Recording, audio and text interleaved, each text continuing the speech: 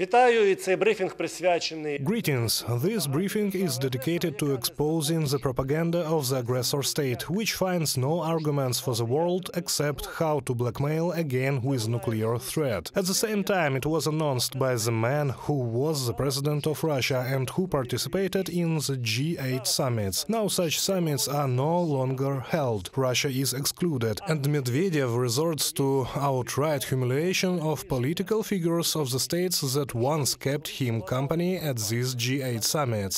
And he again resorts to threats of World War III in his telegram. The number of leadership idiots in NATO countries is growing, writes the former president of Russia and now a man who holds the second position in Russia's political leadership. One newly minded cretin is Britain's defense minister. The other moron is the head of the German Defense Committee, Medvedev writes and summarizes at the end. These morons are actively pushing us toward World War III. This rhetoric doesn't seem to strike anyone except medical experts, who would have to give it some definition at the level of diagnosis.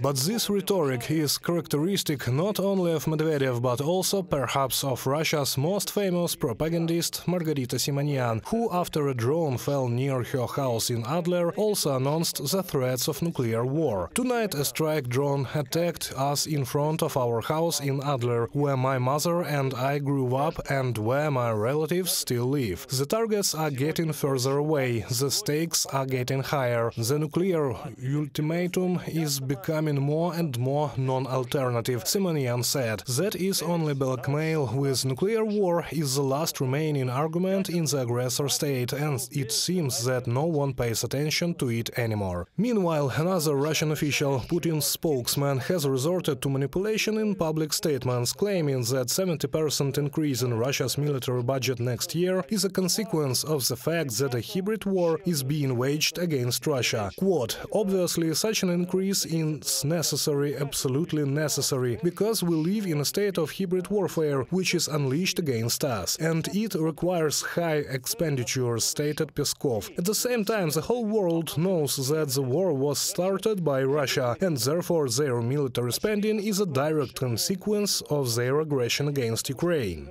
Next, we have the fake news at the level of Russian propaganda about biological weapons that Ukraine is allegedly testing. The Solovyev Telegram channel, another well-known Russian propagandist, quotes the traitor Vladimir Saldo, who is the governor of Kherson region. Biolaboratories in Ukraine are a real genocide. We will destroy all laboratories that carry out inhuman tests.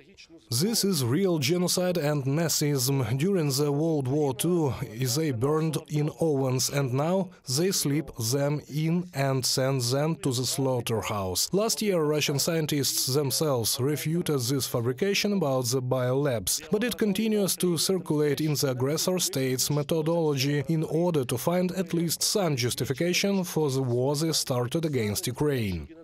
Anna Kuznetsova, deputy speaker of the State Duma, is from another horror story. 7% of Ukraine's budget is turned over from black transplantology. In Ukraine, people are trafficked, children are recruited, and organs are transplanted. And this is all with the support of Latin American countries. It seems that the same specialist should be consulted as Dmitry Medvedev with his threats and insults to world leaders. However, the Russian state propaganda agency RIA Novosti has spread another primitive fake to weaken military support for Ukraine from its allies. Russian armed forces spies destroyed a Leopard tank handed over to Ukraine with German crew of Bundeswehr servicemen.